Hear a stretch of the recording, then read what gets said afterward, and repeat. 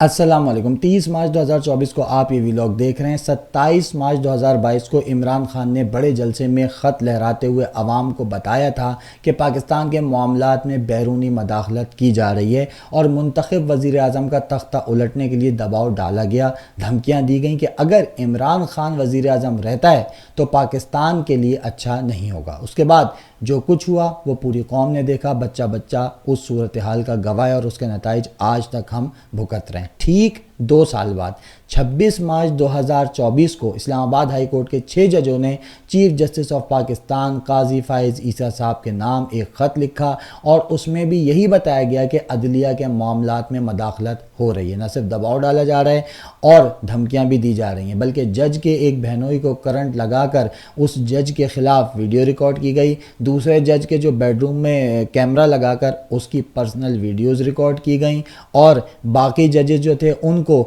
رشتہ داروں کے ذریعے، دوست احباب کے ذریعے جان سے مارنے کی دھمکیاں دلوائی گئیں تاکہ اپنی پسند اور مرضی کے فیصلے لیے جا سکیں۔ کیا تماشا بن گیا ہے کہ ہمارے ملک کا مستقبل کبھی بیرونی مداخلت کا شکار ہو جاتا ہے اور کبھی ہماری ترقی و خوشحالی اندرونی مداخلت کی بھینٹ چڑھ جاتی ہے۔ عدلیہ سب سے بڑا اور اہم ترین ادارہ، وہ ادارہ جس کے بارے میں حضرت علی علیہ السلام نے فرمایا کہ کفر کا معاشرہ چل سکتا ہے لیکن ظلم کا نہیں، یعنی کسی بھی معاشرے کو ترقی یافتہ یا زوال پذیر کرنے میں بنیادی کردار عدلیہ ادا کرتی ہے، وہی اس وقت کمپرومائزڈ ہے۔ اسلام آباد ہائی کورٹ کے 75% ججوں نے قاضی وقت کو بتایا کہ عدالتی معاملات میں خفیہ ایجنسیاں مداخلت کرتی ہیں، ججوں کو کام کرنے سے باقاعدہ روکا جاتا ہے، رشتہ داروں اور دوستوں کے ذریعے دھمکیاں دلوائی جاتی ہیں، کرنٹ لگائے جاتے ہیں، پرسنل ویڈیوز بنائی جاتی ہیں، اور یہ سب کچھ پچھلے 2 سالوں سے چل رہا ہے جو چیف جسٹس اسلام آباد ہائی کورٹ جسٹس عامر فاروق صاحب کے علم میں تھا،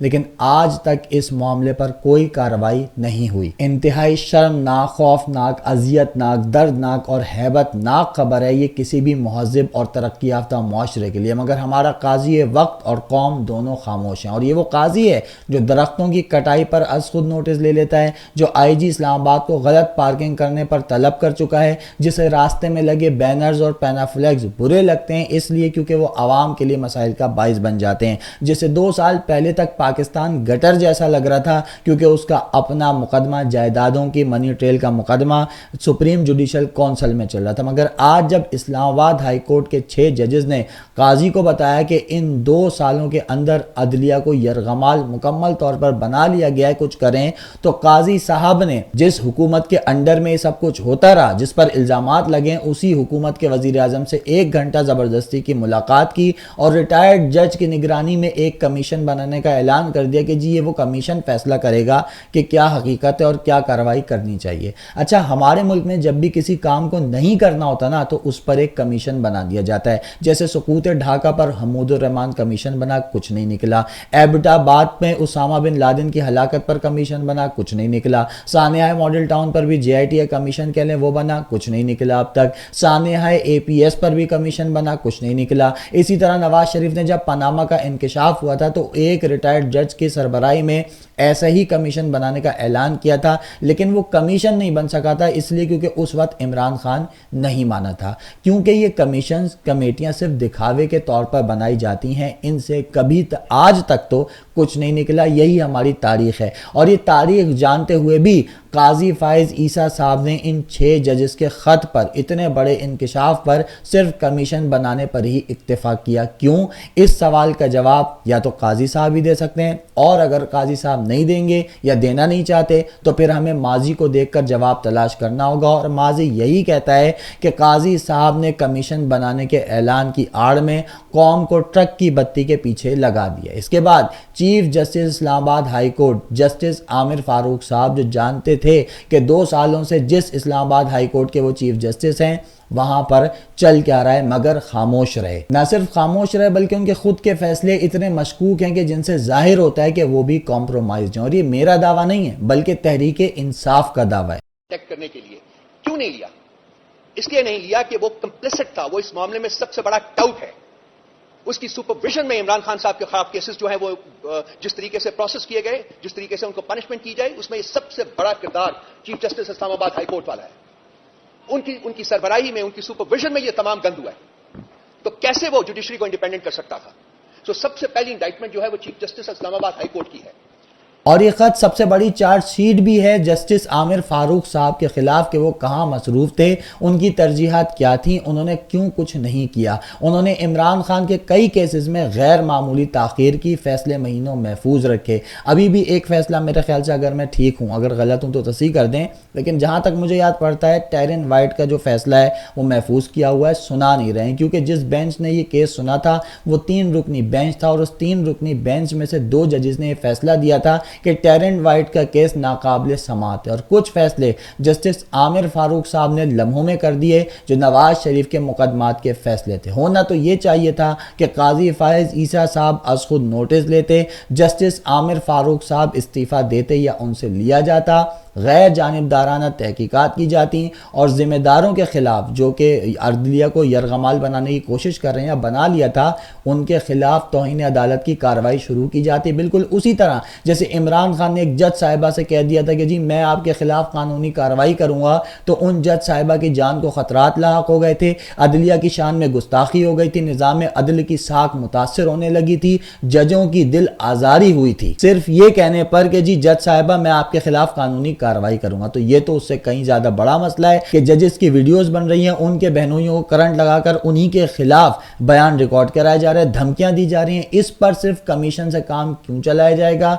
क्योंकि माजी कहता है कि जो काम करना नहीं होता उस पर कमीशन बन जाता है। अच्छा, यहाँ सिर्फ काजी ही ऐसा नहीं है कि हम सब कुछ काजी पर डाल दें, बल्कि कौम का भी यही हाल है, क्योंकि अगर हमारी जगह किसी महज़ब मुआशरे की कौम होती तो अब तक लाखों अफराद सड़कों पर होते, अदालतों में मदाखलत करने वालों के खिलाफ एहतजाज कर रहे होते, उनको कटहरे में लाया जाता। और जो जजेस भी ब्लैकमेल हुए, जिन्होंने अपनी वीडियोज़ के हाथों ब्लैकमेल होकर या डर कर धमकियों में आकर गलत फैसले किए होते, उनके खिलाफ भी कार्रवाई होती, क्योंकि उन्होंने इंसाफ पर अपनी ज़ात को तरजीह दी। भाई जज का अगर रुतबा बड़ा है, तनख्वाह बड़ी है, मरात अलग से उसे मिलती हैं, भारी पेंशन सारी ज़िंदगी दी जाती है हम कौम के पैसों से, तो उसकी जिम्मेदारियां भी उतनी ही बड़ी हैं। जैसे एक फ़ौजी जब फ़ौज में जाता है तो उसको मालूम होता है कि उसने शहीद हो जाना है, या हालत जंग में पहली सफ़ में खड़े होकर अपनी सरहदों का दिफा करना, यानी पहली गोली उसी ने खानी है, बाद में वो गोली जाएगी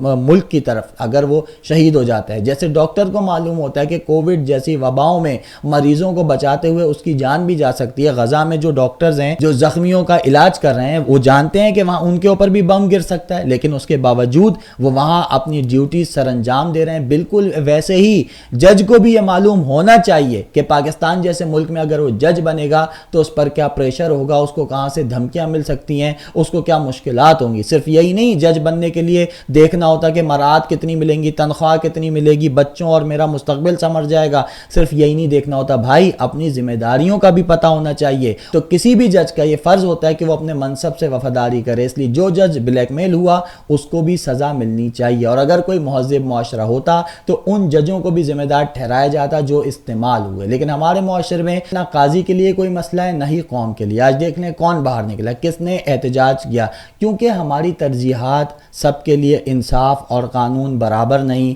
मेरिट नहीं, ये सारी चीज़ें उसे हम इन सब चीज़ों से दूर हैं। बल्कि हम अगर सड़कों पर निकल आते हैं, मरने मारने पर तुल जाते हैं, तो इसलिए कि औरत ने एक लिबास पहना था जिस पे अरबी में हलवा लिखा हुआ था, और वो हलवा ऐसा लग रहा था जैसे अरबी में कोई इबारत लिखी है, मुकद्दस इबारत लिखी है, कोई कुरान की आयत लिखी है, और उससे हमें लगा कि जी तौहीन का खतरा है, तो हम निकल आए उस औरत को मारने के लिए। अगर हम मरने मारने पर तुल जाते हैं, सब कुछ आग लगाने के लिए तैयार हो जाते हैं, अपने मुल्क को, अपने मुआशरे को नुकसान पहुंचाने के लिए बिल्कुल एकदम जो हमारे अंदर जोश और जज्बा आ जाता है, वो इन मसाइल पर।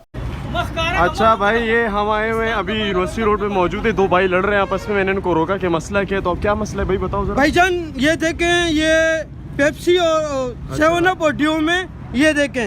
अच्छा, ये आप गौर से देखें, मोहम्मद का नाम लिखा हुआ है। ये तो QR कोड है, मगर देखो आप सीधा करके देख लें। अच्छा, देख ले, इसकी बात कर रहे हैं। जी जी, ये क्या लिखा हुआ है? ये QR कोड है। नहीं नहीं नहीं। अच्छा, तो आप इनसे किस बात पे लड़ रहे हैं? मैं इनको ये कह रहा हूँ, कंपनी वाले को दरखास्त दे रहा हूँ कि आप अपील करता हूँ कि ये नहीं करे, ये मार्का हटा दें, आपकी मेहरबानी होगी, नहीं तो बहुत बड़ा जंग होएगा।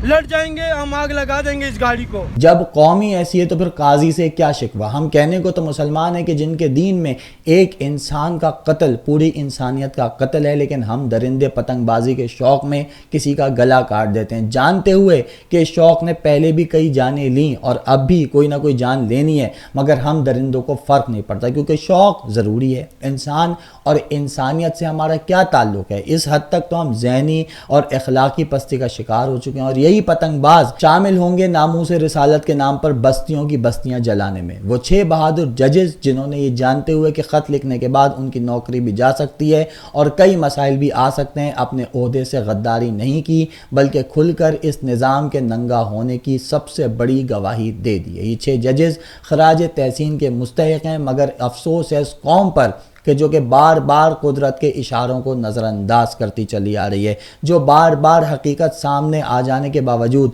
शुतुरमुर्ग़ की तरह अपना मुंह ज़मीन के अंदर डालकर आंखें बंद करके बैठ जाती है, जैसे कि उसे कोई फ़र्क ही नहीं पड़ता या वो हकीकत जो है वो हकीकत ही नहीं है, वो एक ख्वाब है। जबकि यही वो मौका है कि लोग इस मुल्क के आइन के लिए और कानून के लिए, हकीकी जमहूरियत और बुनियादी इंसानी हुकूक के लिए खड़े हों, सवाल करें, एहतजाज करें। इसके बग़ैर कुछ नहीं हो सकता।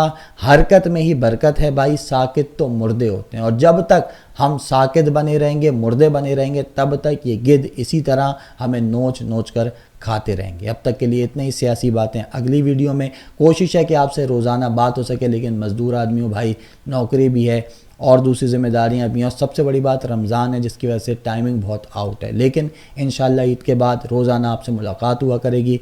तब तक के लिए इजाज़त दीजिए, मुझे दुआओं में याद रखिए। अल्लाह हाफ़िज़।